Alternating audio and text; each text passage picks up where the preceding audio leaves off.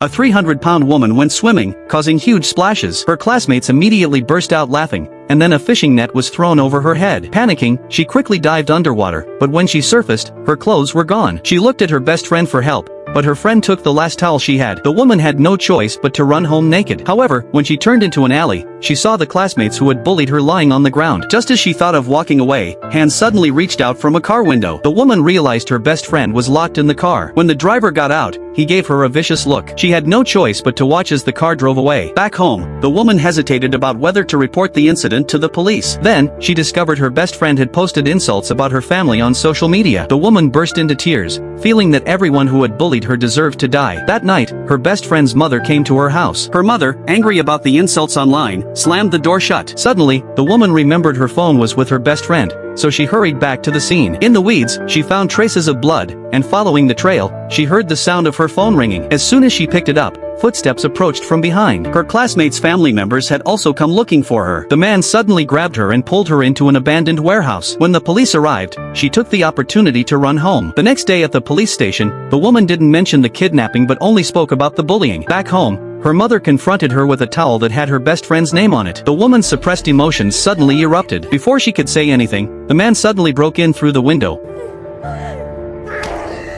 The man took her away in the car.